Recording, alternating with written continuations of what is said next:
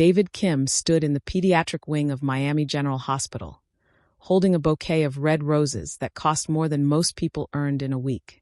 His black suit was perfectly tailored, his hair styled without a strand out of place. He looked like he had stepped out of a magazine. At the nurse's station, Candace Wright glanced up from her paperwork. Her natural hair was styled in neat braids, and her scrubs were decorated with cartoon characters that made sick children smile. Her warm brown eyes looked at him, then at the flowers, completely unimpressed. "Those would be better at a nursing home where elderly patients rarely get visitors," she said flatly. "We need medical supplies here, not decorations." She turned away and walked down the hall without another word. David stood there frozen. An Instagram model with hundreds of thousands of followers showed up at his restaurant every weekend, hoping he would notice her. A successful lawyer had made it clear she wanted to marry him. A television news anchor called him constantly. He ignored all of them. But this nurse in cartoon scrubs had just dismissed him like he was invisible. No woman had ever rejected him like this. Not once in his entire life. And what she didn't know was that David Kim wasn't just a successful restaurant owner in Miami. Behind his charming smile and expensive clothes was something much more dangerous. What made this nurse so different that she could see right through Miami's most charming and dangerous man? Before we continue, hit that subscribe button and turn on notifications because tomorrow we're dropping another powerful story you won't want to miss. Your support helps us bring you more stories like this one. And to our amazing viewers from the United States, Australia, Mexico, France, the United Kingdom, Canada, Brazil, Japan, Jamaica, and all around the world. Thank you for watching and engaging with our content. You are part of our storytelling family, and we appreciate every single one of you. To understand why Candace walked away from David without a second thought, you need to know who these two people really were. David Kim owned 3 of the most popular restaurants in downtown Miami. His flagship location sat on Ocean Drive, where tourists and wealthy locals paid premium prices for excellent food and the chance to be seen in the right place. On any given Friday night, you could find David moving through the dining room in his expensive suits, stopping at tables to greet guests personally. He remembered names, asked about families, and made everyone feel like they were his most important customer. Women noticed him everywhere he went. His confidence filled whatever room he entered. When he smiled, it seemed like you were the only person in the world who mattered to him. He spoke 3 languages fluently and could talk about anything from wine to world politics. He drove a black Mercedes, wore watches that cost more than some people's cars, and always smelled like expensive cologne. The Instagram model who came to his restaurant every weekend was named Jennifer. She had perfect makeup, designer clothes, and took photos of her food that thousands of people liked online. She would sit at the bar for hours, hoping David would come talk to her. When he did stop by, she would laugh at everything he said and touch his arm while they talked. But David never asked for her number. He was polite, charming, and kept moving. There was also a lawyer named Christine who came from one of Miami's wealthiest families. She had made it clear through mutual friends that she thought David would be a perfect match for her. She was beautiful, educated, and connected to everyone who mattered in the city. She invited him to charity galas and exclusive parties. He attended some of them, always well-mannered, but he never pursued anything beyond professional friendliness. A local news anchor had his personal number and called him regularly, suggesting they get dinner or meet for drinks. She could offer him publicity, connections to politicians and business leaders, and a relationship that would look perfect in public. David always had a polite excuse ready. These women saw success, charm, and status. They saw a man who had built a business empire before turning 40. They saw someone who could give them access to Miami's elite social circles. They were attracted to the lifestyle, the excitement, and the image of being with someone powerful. What none of them knew was that David's restaurants were only part of his business. Late at night, after the last customers left and the staff went home, different people would arrive at the back entrances. Money moved through his establishments in ways that had nothing to do with food sales. Goods arrived in shipments that were never listed on any official inventory. David controlled an underground network that stretched across Miami and connected to larger operations up and down the East Coast. He had learned to keep these 2 lives completely separate. During the day, he was the successful businessman everyone admired. At night, He managed operations that could put him in prison for the rest of his life if anyone ever proved what he was really doing. He was good at it. He had been doing it for 15 years without getting caught. Meanwhile, across town in a completely different world, Candace Wright was finishing her morning shift at Miami General Hospital. She worked in the pediatric wing, caring for children with cancer, serious injuries, and diseases that required long hospital stays. Her job was not glamorous. It involved cleaning up messes, holding crying children during painful procedures, and comforting parents who were terrified they might lose their kids. But Candace loved her work. When she walked into a hospital room, sick children smiled. She made funny voices, told silly jokes, and found ways to make even the hardest days a little bit lighter. Parents trusted her because they could see she genuinely cared about their children, not just as patients but as real people. After her hospital shifts, Candace often went straight to a community health clinic in Liberty City, one of Miami's poorest neighborhoods. The clinic provided free medical care to people who could not afford regular doctors. Candace volunteered there 3 evenings a week, treating everything from basic infections to helping manage chronic illnesses for people who had nowhere else to turn.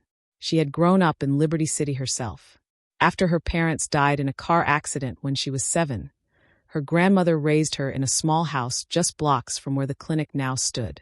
Her grandmother worked as a housekeeper, cleaning wealthy people's homes 6 days a week. The work was hard and the pay was low, but her grandmother never complained. She saved every extra dollar to make sure Candace could go to college. Those years taught Candace what real strength looked like. It was not about money or status. It was about getting up every day and doing what needed to be done, even when it was hard, even when nobody noticed or thanked you for it. Her grandmother showed her that the most important work was often the least recognized, and that genuine kindness meant helping others without expecting anything in return. Candace lived simply. She rented a small apartment in a modest neighborhood. She drove an old Honda that she had bought used and maintained carefully. She did not care about designer clothes or expensive restaurants. When she was not working, she was reading, spending time with friends from her neighborhood, or helping out at her church. The contrast between David's life and Candace's life could not have been sharper. He spent money on single bottles of wine that cost more than her monthly car payment. His watch cost more than her entire year's rent. He moved in circles where people judged you by what you owned and who you knew. She moved in circles where people judged you by whether you showed up when someone needed help. For Candace, what mattered was simple. Did you treat people with respect? Did you do honest work? Did you help others when you could? Did you stand by your values even when it would be easier to compromise? These were not complicated questions, but they were the ones she used to measure her own life and the lives of people around her. She had seen too much suffering caused by greed, by people taking shortcuts, by individuals who put their own success above the well-being of others. In her neighborhood, in her hospital, in the clinic where she volunteered, she saw the damage every single day. She saw children sick because their parents could not afford healthy food. She saw families torn apart by illegal activities that promised quick money, but delivered prison sentences and funerals. She saw communities broken by people who took and never gave back. That was why Candace had built her life around service. It was not because she thought she was better than anyone else. It was because she had learned from her grandmother, from her community, and from her own experiences that the only way to make the world better was to actually do the work of making it better. Not by talking about it, not by posting about it online, but by showing up day after day and caring for people who needed care. This was who Candace Wright was when David Kim first saw her sitting on that hospital floor, reading to sick children and making them laugh despite their pain. This was the foundation of her character that he could not understand and could not buy his way past, no matter how much money he had or how charming he could be. The first time David saw Candace, he was not even supposed to be in the pediatric wing. He had come to Miami General because one of his business associates had suffered a heart attack and was in the cardiac unit. David was walking through the hospital corridors, looking for the right department, when he took a wrong turn. He heard laughter coming from down the hallway. Not adult laughter, but the high, delighted giggles of children. He followed the sound and stopped at the doorway of a playroom. Candace was sitting cross-legged on the floor, surrounded by 5 children in hospital gowns. Some had 4 poles next to them. One little girl had no hair from chemotherapy treatments. A small boy had his arm in a cast. but all of them were smiling, completely focused on Candace as she read from a children's book about a turtle who was afraid to come out of his shell. She was doing different voices for each character, making the children laugh. When she got to the part where the turtle finally found courage, she looked up from the book and spoke directly to the little girl without hair. "Just like you," she said gently. "Brave even when you're scared." The little girl beamed. David stood in that doorway for almost 10 minutes, watching. He had dated models, actresses, and successful businesswomen. He had been to exclusive parties in penthouse apartments and private clubs. But he had never seen anything as beautiful as this woman making sick children forget their pain, even if just for a few minutes. He found out her name by asking at the nurse's station. Then he started coming back to the hospital. At first, he told himself it was to check on his associate, who was recovering from the heart attack. But his associate was discharged after a week, and David kept returning. He brought expensive gifts. The first time, he showed up at the nurse's station with that bouquet of roses. Candace barely looked at them before telling him to take them to a nursing home. He tried again the next week with a gift basket filled with gourmet chocolates and imported teas. She thanked him politely and gave the entire basket to the family waiting room for parents of sick children to share. David asked her to dinner at the finest restaurant in Miami. She said no, explaining she had committed to serving food at a homeless shelter that evening. He offered to make a large donation to any charity she wanted. She told him if he wanted to donate to charity, he should do it because it was the right thing to do, not to impress someone. He tried talking about his business success, thinking maybe she did not understand how well he had done for himself. She listened politely for a few minutes, then excused herself, saying she needed to check on her patients. This went on for months. David had never worked this hard to get anyone's attention in his entire life. Most women made themselves available to him. They called him, showed up where he would be, made it clear they were interested. Candace did the opposite of all of that. She was not rude, but she was completely uninterested. What David did not know was that Candace had very specific reasons for keeping her distance. Her younger brother Jerome had been a good kid growing up. He was smart, funny, and talented at basketball. When he was in middle school, coaches said he could maybe get a college scholarship if he kept working hard. Candace was already in nursing school by then, and their grandmother was so proud of both of them. But when Jerome was 16, things changed. Some older boys from the neighborhood started paying attention to him. They had nice clothes, expensive sneakers, and money in their pockets. They told Jerome he could make more in a weekend than his grandmother made in a month cleaning houses. They said he was wasting his time with basketball when he could be handling business. Candace tried to warn him. Their grandmother cried and prayed every single night. But Jerome was 16 and thought he knew better. He started running errands for dealers, then selling himself, then getting deeper and deeper into street operations. For 3 years, Candace watched her grandmother age from worry. Every time a police car drove through the neighborhood, her grandmother would look out the window, terrified it was stopping at their house. Every time Jerome came home late, she would thank God he came home at all. Every night before bed, she would pray out loud that her grandson would make it to his next birthday. When Jerome was 19, the police finally arrested him. He was caught with enough drugs to guarantee serious prison time. At his trial, Candace sat in the courtroom every single day. She listened to prosecutors explain how the operation worked. She heard about the people at the top who never touched drugs themselves, who ran their businesses through other people, who hid behind legitimate companies while young men like Jerome took all the risks and did all the prison time. The real bosses never got caught. They had lawyers, they had money to pay off the right people, and they were smart enough to keep their hands clean. Meanwhile, boys from poor neighborhoods went to prison for years, and their families were left behind to suffer. Jerome got 7 years. He was still in prison now, and every time Candace visited him, she saw a young man who had wasted his potential and broken their grandmother's heart. He would be 26 when he got out, with a criminal record that would make it almost impossible to get a decent job. That courtroom education taught Candace exactly how criminal networks operated. She learned what to look for, what patterns to notice, what signs indicated someone was involved in illegal business.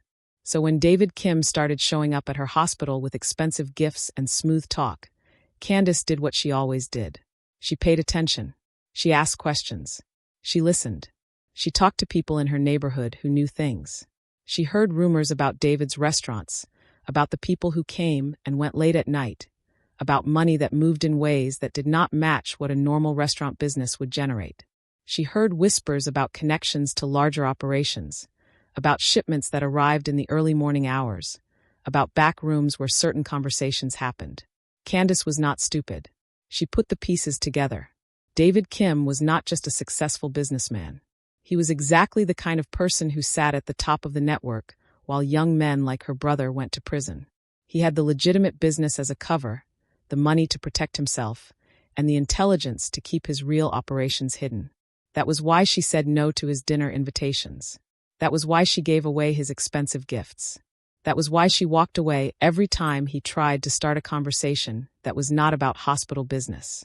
It was not because she was playing games or trying to make him chase her. It was not because she was testing him to see how persistent he would be. It was because she knew what he was, and she wanted absolutely nothing to do with that life. She had watched that life destroy her brother. She had watched it break her grandmother's heart. She had watched it ruin families in her community, turning promising young people into criminals or victims. She saw the results of that world every day in her neighborhood, where violence and addiction left behind broken lives. Candace had worked too hard to escape that cycle. Her grandmother had sacrificed too much to give her a better path. She was not about to throw that away for a man with a charming smile and expensive suits, no matter how persistent he was. When David looked at her, he saw a beautiful woman he wanted to get to know. When Candace looked at David, she saw everything she had spent her life trying to get away from. She saw the kind of operation that had taken her brother away. She saw the life that had made her grandmother cry herself to sleep for 3 years straight. That was the real reason Candace Wright kept saying no. Not because David was not charming enough or generous enough or persistent enough, but because she knew exactly who he was beneath all of that, and she had already seen what that world cost. But then something unexpected started happening. David began doing things that did not fit the pattern Candace expected. It started one evening when Candace was working at the Liberty City Community Clinic. The clinic was always short on supplies. They depended on donations and whatever the volunteer doctors and nurses could bring from other sources. That particular evening, they were almost out of basic antibiotics and pain medications. A young mother came in carrying a baby who was burning up with fever. The child needed antibiotics right away, but the clinic had run out of the specific medication required. The nearest pharmacy was miles away, and even if the mother could get there, the medication would cost more than she had. Candace could see the panic in the woman's eyes. Candace was trying to figure out what to do when the clinic door opened, and David walked in carrying 2 large boxes. "I heard the clinic was running low on supplies," he said simply, setting the boxes down on the front desk. Candace opened the boxes. Inside were bottles of antibiotics, pain medications, fever reducers, bandages, and other essential items the clinic desperately needed. These were not cheap donations. This was exactly what they needed most. "Why would you do this?" Candace asked, her voice sharp with suspicion. David looked at her directly. "You told me that sick children need medical supplies more than they need fancy flowers." I listened. Before Candace could respond or ask any more questions, he walked out. He did not wait for thanks. He did not ask for recognition. He did not try to use the moment to convince her to have dinner with him. He just left. Candace stood there holding a bottle of the exact antibiotic that sick baby needed, completely confused about what had just happened. 2 weeks later, the air conditioning system broke down at Miami General Hospital. It was the middle of summer in Florida, and the temperature inside the pediatric wing climbed into the 80s. Sick children were already miserable from their illnesses. The heat made everything worse. Parents used handheld fans and wet cloths to try to keep their kids comfortable. The hospital administration said it would take at least a week to get the funds approved to fix the system. They would have to submit requests, wait for budget approvals, and go through the usual slow process. The next morning, repair trucks showed up. Workers spent the entire day replacing parts and getting the air conditioning running again. When the hospital administrator asked who had authorized and paid for the emergency repairs, the repair company said an anonymous donor had covered the entire cost. Candace asked around. She talked to other nurses, to administrative staff, to people who paid attention to what happened in the hospital. Everyone said the same thing. David Kim had paid for it. He had called the repair company himself, arranged for them to come immediately, and paid whatever it cost to get the work done fast. He had not asked the hospital to put his name on anything. He had not called the local news to get publicity for his generous donation. A month after that, Candace overheard two parents talking in the family waiting room. They were from out of state. Their daughter was receiving specialized treatment that would take several weeks. They had to stay in Miami near the hospital, but hotel costs were destroying them financially. They were trying to figure out if they could sleep in their car to save money. 3 days later, those same parents mentioned they had received a call from a hotel near the hospital. Someone had arranged for them to stay there at a drastically reduced rate for as long as their daughter needed treatment. When they asked who had done this, the hotel manager said it was set up through business connections with local restaurants, but they were not given a specific name. Candace knew. She did not know how to feel about it. These were not the actions of a selfish criminal who only cared about money and power. These were not things someone did to show off or gain recognition. David was helping people quietly, without cameras or credit, without using it to try to manipulate her into changing her mind about him. But Candace also knew that good deeds did not erase bad choices. A person could do kind things in one part of their life while causing serious harm in another part. She had seen this before. She knew people were complicated. Someone could love their family while selling poison to other people's families. Someone could donate to charity while running operations that destroyed communities. She thought about the parents David had helped with hotel costs. That kindness was real, and it mattered to that family. But she also thought about families in her neighborhood who had been destroyed by the kind of network David controlled. Young men in prison, mothers burying their sons, children growing up without fathers. Could both things be true at the same time? Could David be genuinely helping sick children, while also being part of a system that harmed other children in different ways? Candace did not have easy answers. What she did have was a firm understanding that people were more complicated than she sometimes wanted them to be. It would be simpler if David was just a villain she could completely dismiss. It would be easier if he was purely selfish and she never had to think about him again. But these quiet acts of service made that simple judgment harder to hold on to. They did not change what she knew about his other life. They did not make his criminal activities acceptable. But they did reveal something about him that she had not expected to find. She remained cautious. She did not suddenly start accepting his dinner invitations or acting like everything was fine.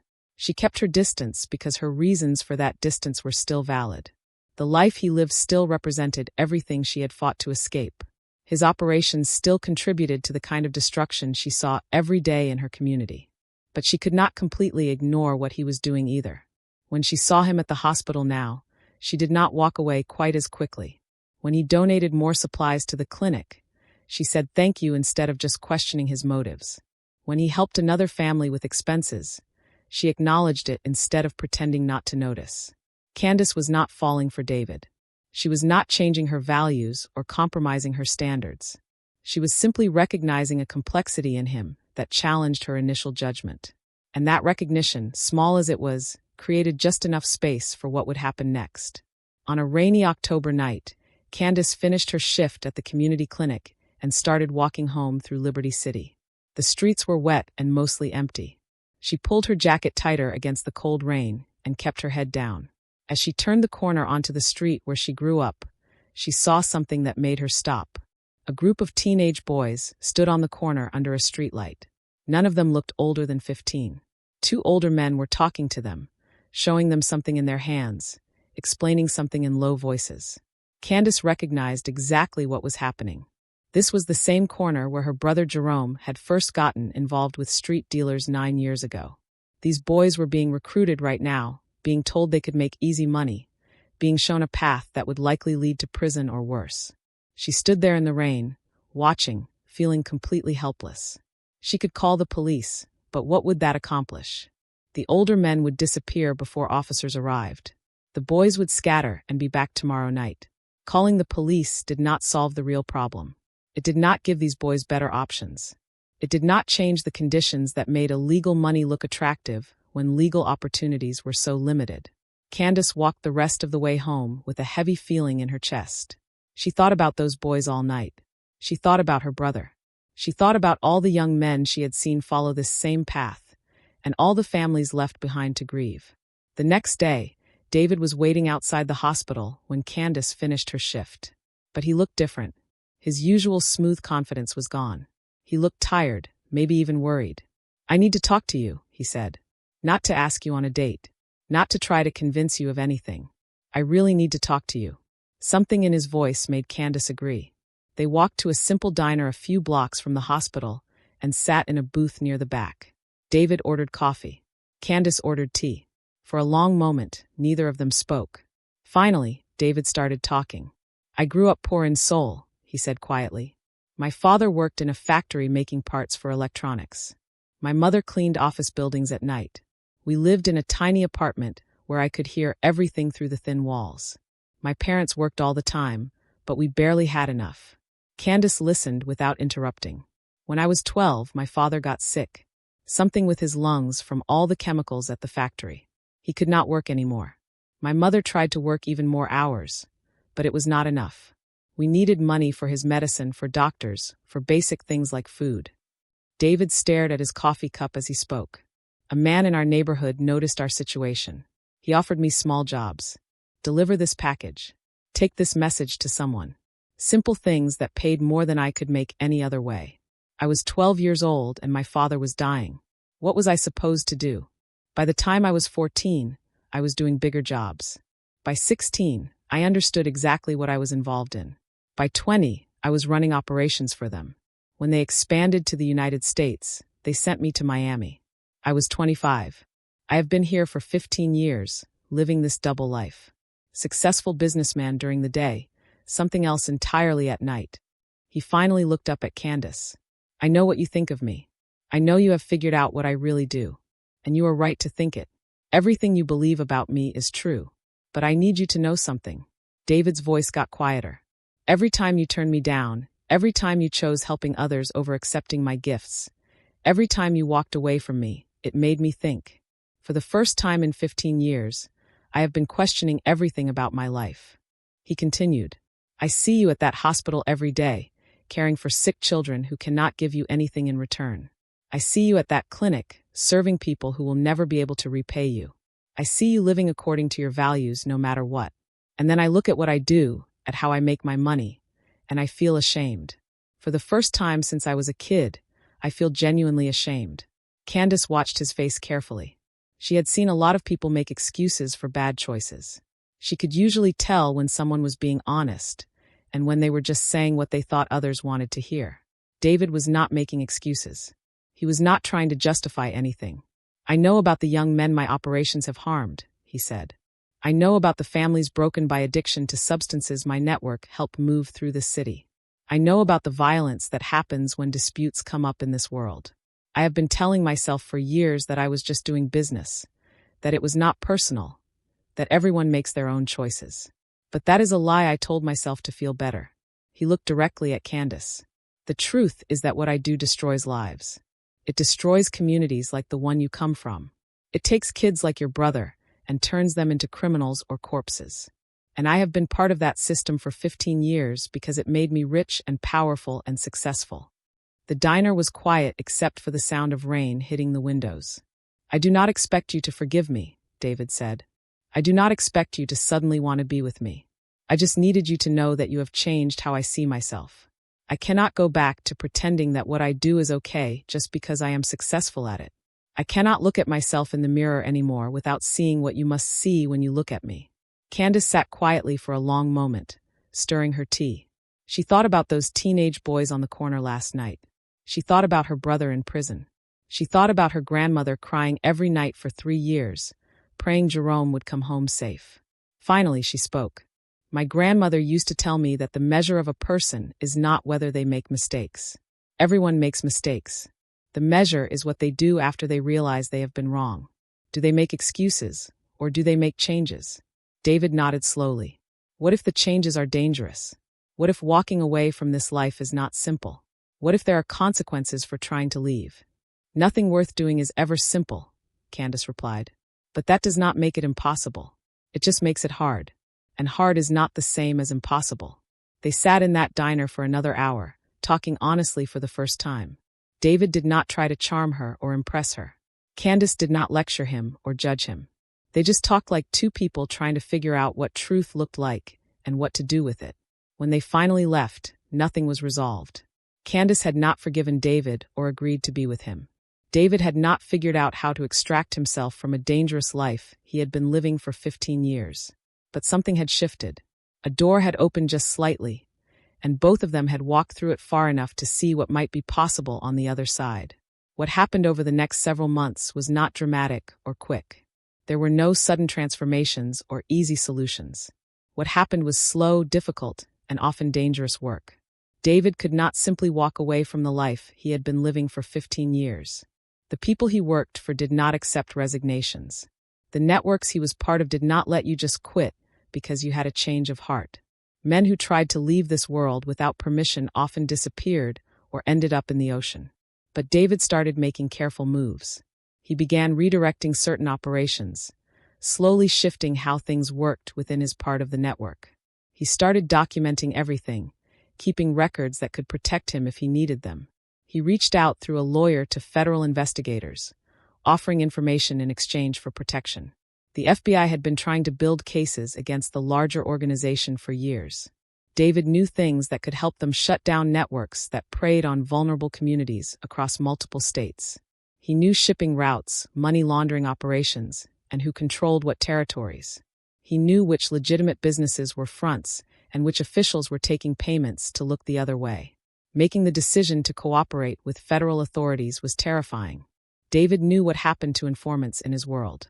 But he also knew he could not continue living the way he had been.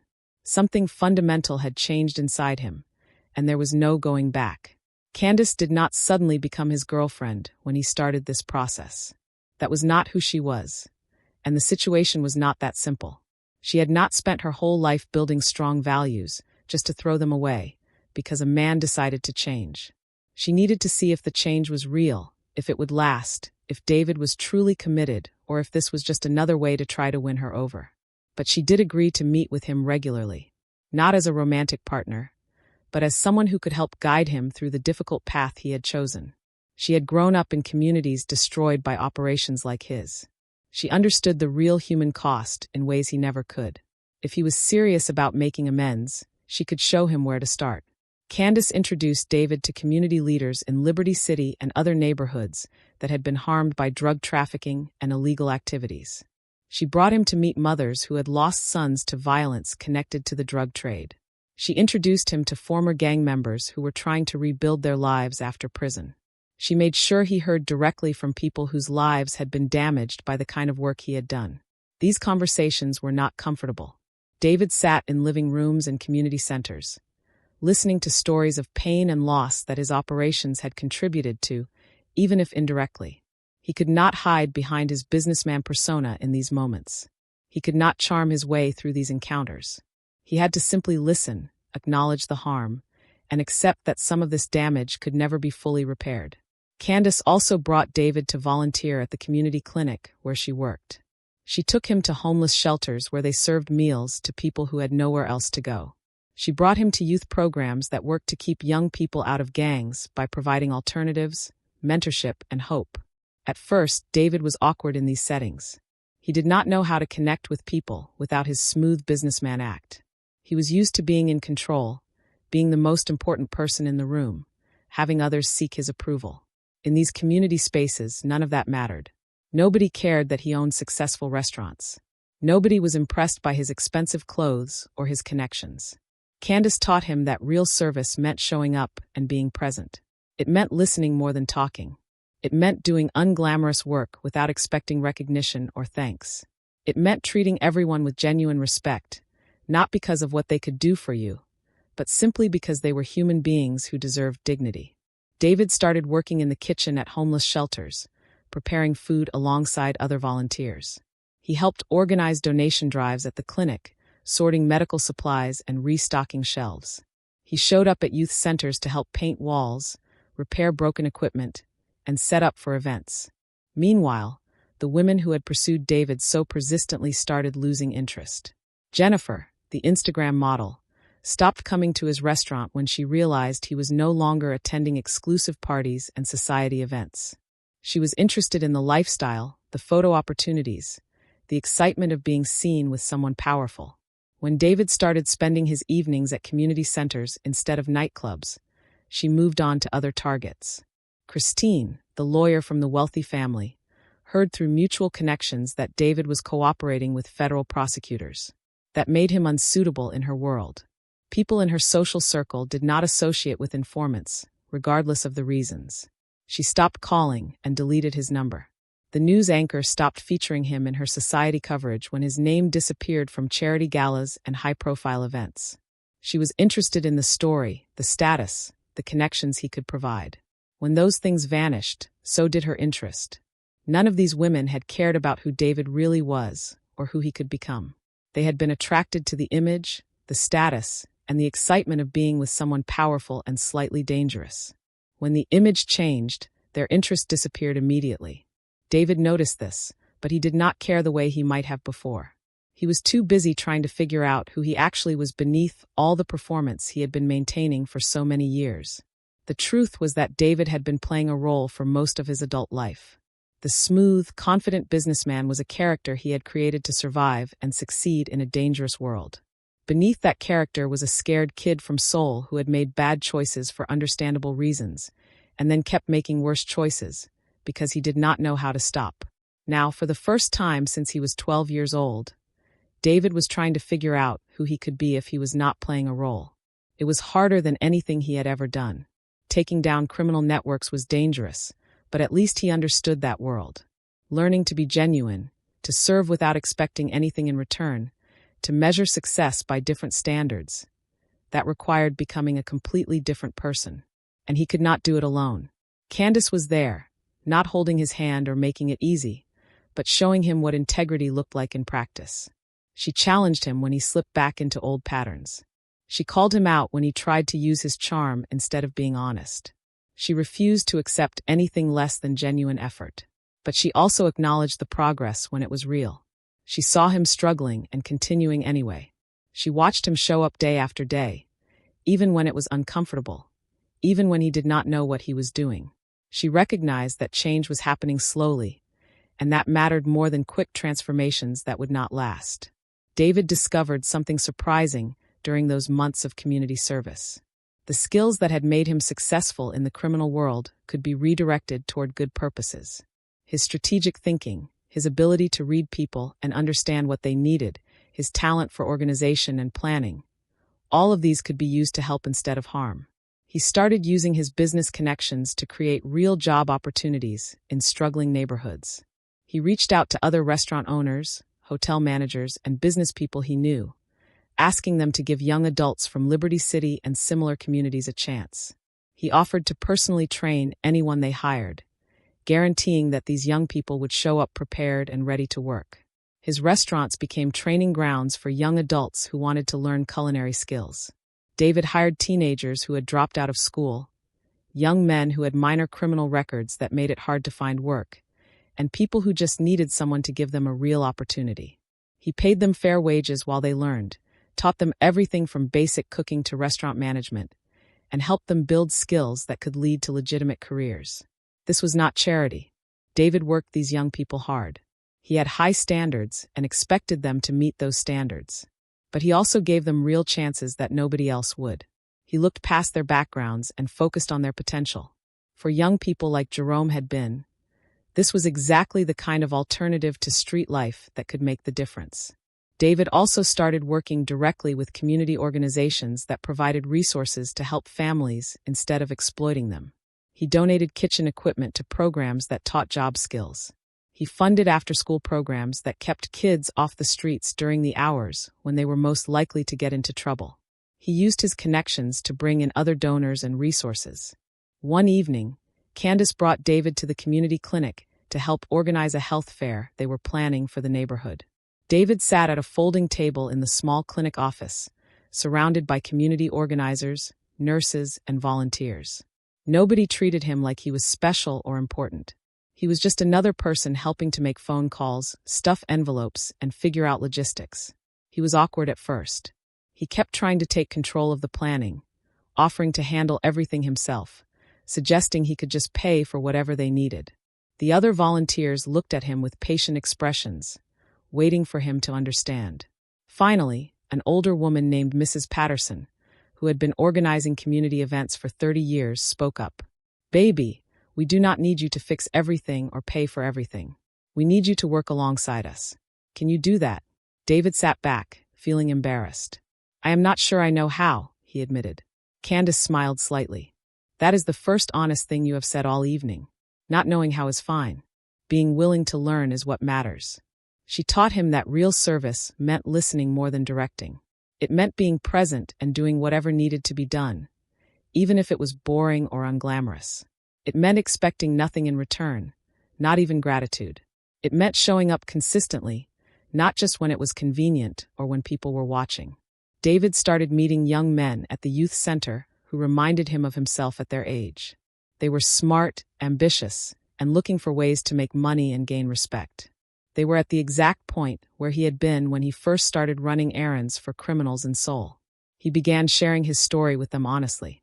He did not glamorize his past or make himself sound cool. He told them the truth about how he got started, why he made the choices he made, and what those choices had cost him. He talked about living in constant fear of being caught or killed.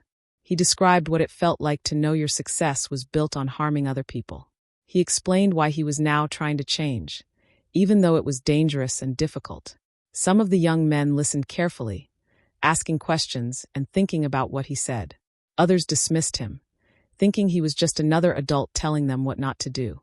Some came back weeks later with more questions, having thought about his words. Others he never saw again. David kept showing up anyway. He learned that you could not save everyone, could not convince everyone, could not measure success by how many people immediately changed their paths. You just had to be consistent, be honest, and trust that seeds planted today might grow into something months or years from now. Candace watched this transformation with cautious hope. She saw the effort David was putting in. She saw him struggle when things did not come naturally, when he had to fight against his instincts to control and manage everything. She saw real change happening slowly, one choice at a time, one day at a time. But she also remained realistic. She understood that change was a process, not a destination. David was not suddenly a completely different person. He still had moments where he slipped back into old patterns of thinking. He still sometimes tried to use money or connections to solve problems that required different solutions. He still occasionally put on his smooth businessman mask when he felt uncomfortable or vulnerable. Candace called him out every time. She did not let him slide back into comfortable patterns. She reminded him that genuine transformation required staying uncomfortable, continuing to grow, being honest even when honesty was hard. One evening, after they had finished serving dinner at a homeless shelter, David and Candace sat on the front steps of the building, watching the sun set over Miami. "Can someone truly make up for the harm they have caused?" David asked quietly. "I have been thinking about this constantly. Even if I spend the rest of my life doing good things, does that balance out the bad I have already done?" Candace was quiet for a moment, considering her answer carefully.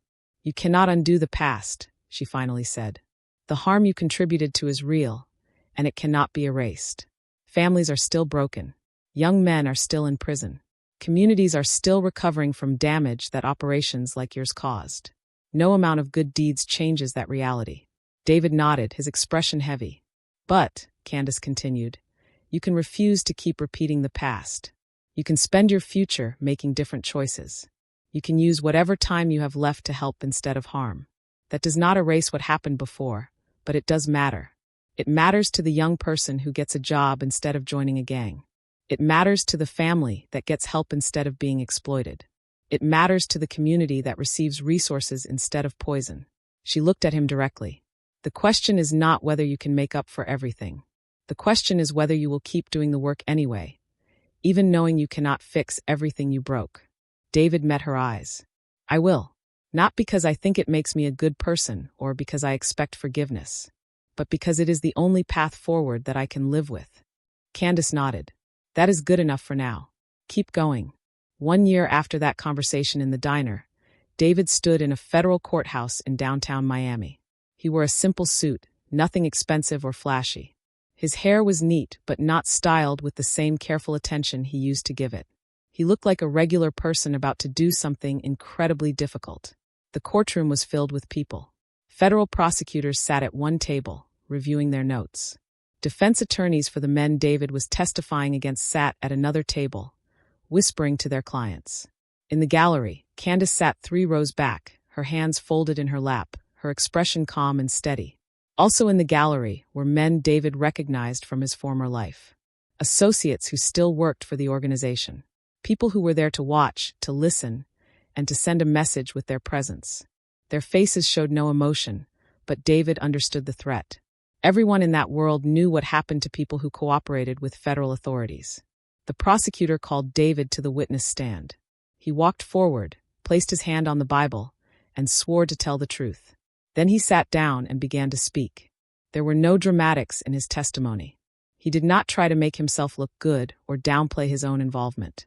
He simply told the truth about how the organization operated. He explained the structure, naming the people who controlled different parts of the network. He described how money moved through various businesses to hide its illegal origins. He detailed shipping routes and distribution methods. He identified which officials had been paid to ignore certain activities. The defense attorneys tried to discredit him, asking aggressive questions about his own criminal history, suggesting he was lying to get a better deal for himself. David answered calmly and honestly. Yes, he had been part of this organization for 15 years. Yes, he had profited from illegal activities. Yes, he was cooperating in exchange for protection. All of that was true, and he was not trying to hide it. What mattered was that the information he provided was accurate and could be verified. Federal investigators had already used his information to gather additional evidence, make arrests, and shut down networks that had been operating for decades. His testimony was helping to dismantle operations that preyed on vulnerable communities across multiple states. The trial lasted 3 days. David testified for most of that time, answering hundreds of questions, providing details about operations he had been part of or knew about. He never looked at the men from his former organization who sat watching. He kept his focus on the prosecutors, on the judge, on telling the truth as clearly as he could.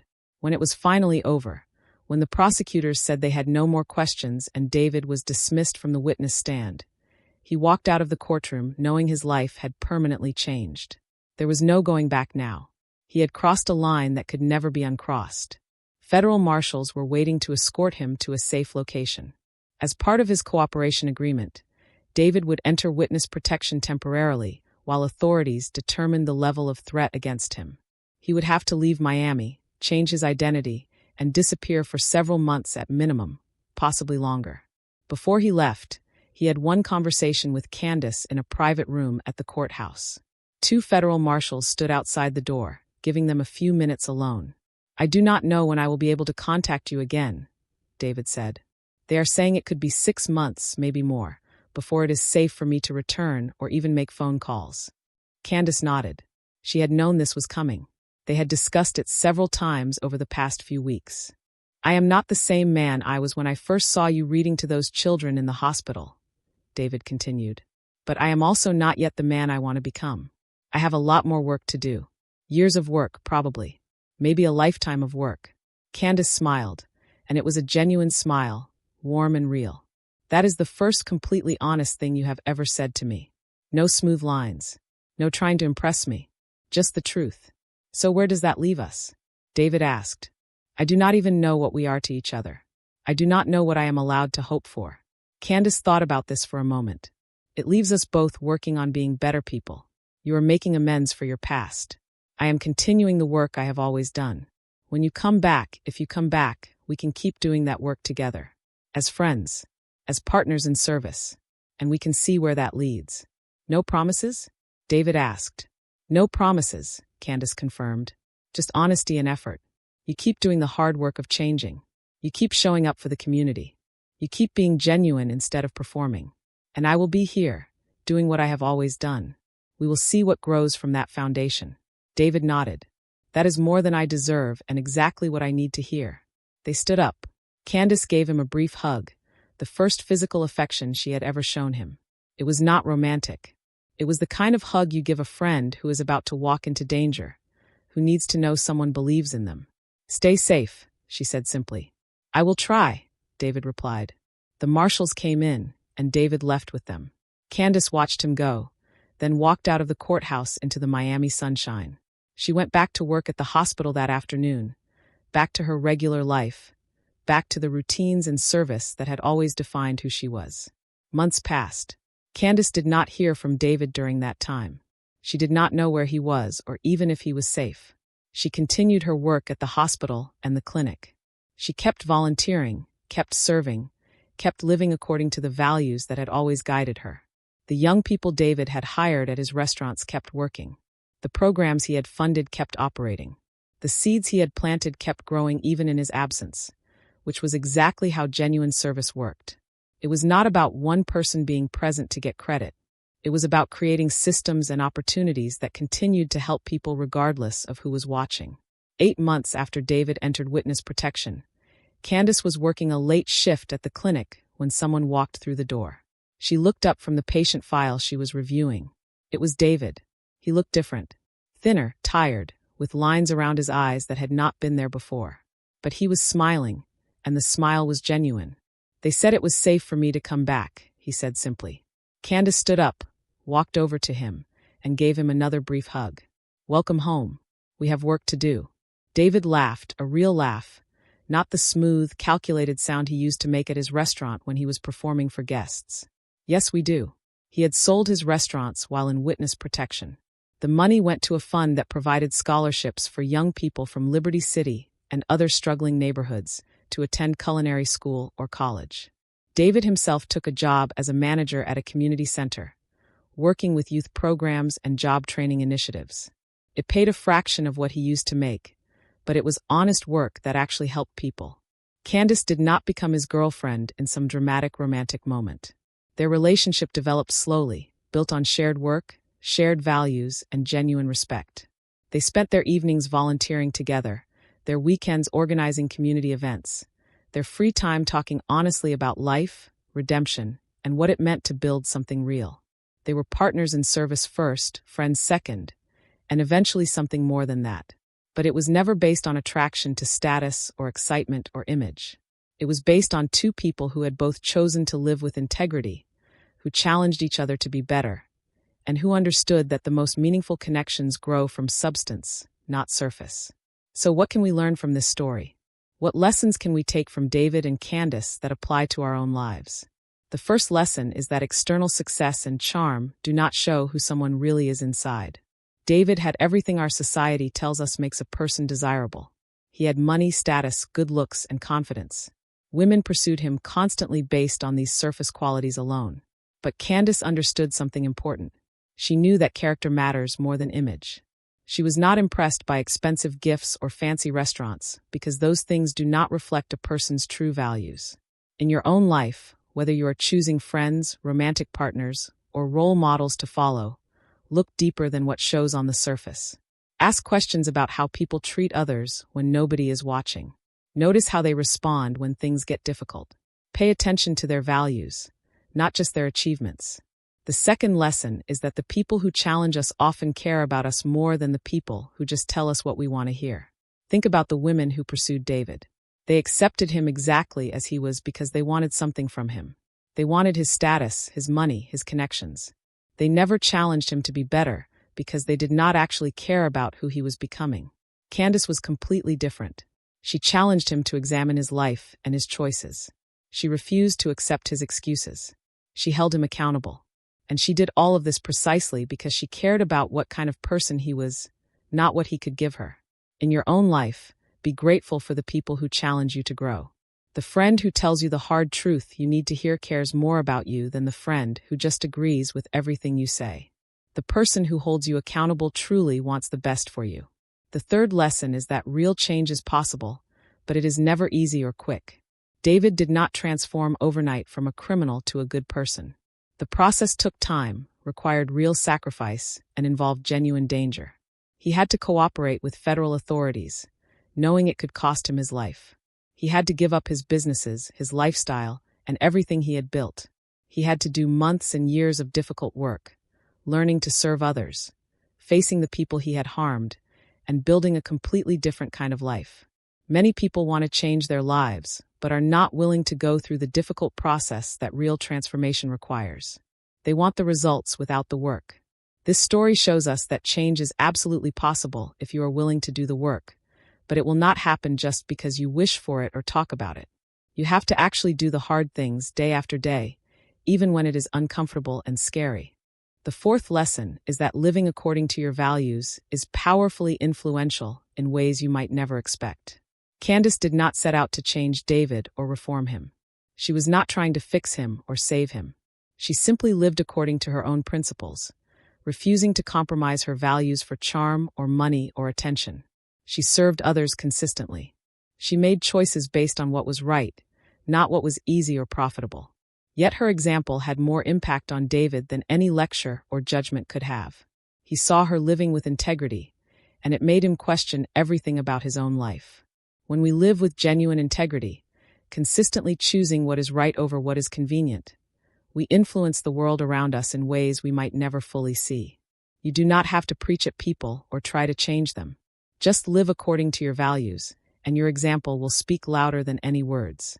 The fifth lesson is that everyone has a story that explains how they became who they are. David was not born a criminal.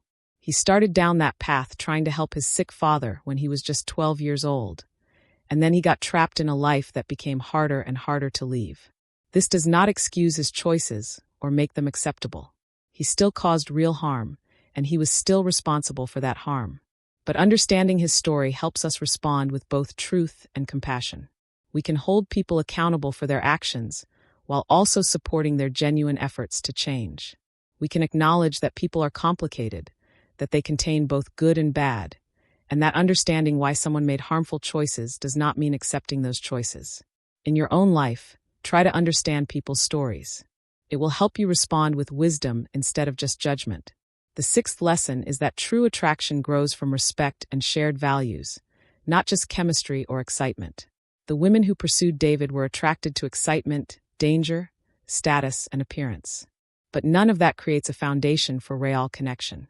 Those relationships would have been shallow and temporary because they were based on surface things that eventually fade or change. What developed between Candace and David was completely different. Their connection grew slowly, built on honesty, shared commitment to serving others, and mutual respect for each other's character. It was not dramatic or exciting in the way movies portray romance. It was real, substantial, and built to last because it was based on who they actually were, not on images or performance. The most meaningful relationships in your life, whether friendships or romance, will not usually be the most dramatic ones. They will be the ones built on substance, on shared values, on genuine respect. The seventh and final lesson is that serving others gives life meaning in a way that serving yourself never can. David had achieved material success. He could buy anything money could purchase. He had status and power and respect in certain circles. But he felt empty inside. It was only when he started genuinely helping others, not to impress Candace, but because it was the right thing to do, that he began to find real purpose and satisfaction. Service to others is not just good ethics or nice behavior. It is actually the path to personal fulfillment. When you use your time, energy, and resources to help other people, especially people who cannot give you anything in return, you discover meaning that success and achievement alone can never provide. In the end, this story is not really about romance at all. It is about integrity, transformation, and the courage to change. It is about a woman who refused to compromise her values no matter what anyone offered her. It is about a man who decided to become worthy of respect instead of just demanding it. It is about looking past appearances to see what really matters. It is about having the strength to do what is right even when it is difficult or dangerous. Whether you ever find yourself pursued by a charming stranger or facing major life changes, these lessons remain the same. Value character over image when you are choosing who to trust and who to spend time with.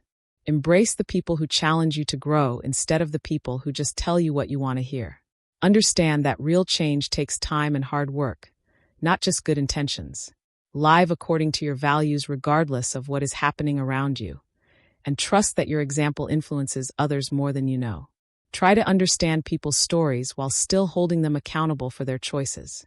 Build your relationships on substance and shared values rather than surface attraction. Find your purpose through serving others instead of just serving yourself. These lessons apply far beyond romantic relationships. They matter in friendships, in family relationships, in career choices, and in every other area of life where you have to decide what kind of person you want to be and what kind of life you want to build. If this story resonated with you, do me a favor. Hit that subscribe button right now and turn on notifications so you do not miss tomorrow's upload. We have another powerful story coming that you definitely will not want to miss. Drop a comment below telling me which lesson from this story hit you the hardest. Was it the importance of character over image? The value of people who challenge you? The reality that change takes real work? Let me know in the comments. And if you know someone who needs to hear this message today, share this video with them. Your support, your comments, your engagement, all of it helps us bring you more powerful stories like this one. Every view, every like, every share tells us that these stories matter to you, and that inspires us to keep creating content that delivers real value and genuine lessons. To our incredible viewers from the United States, Australia, Mexico, France, the United Kingdom, Canada, Brazil, Japan, Jamaica, and everywhere else around the world, thank you. Thank you for watching, for engaging, for being part of this community. You are not just an audience to us. You are part of our storytelling family. Your support makes all of this possible, and we appreciate every single one of you more than we can express. We will see you in the next story. Until then, remember to value character over image, embrace growth over comfort, and find your purpose in serving others. Take care.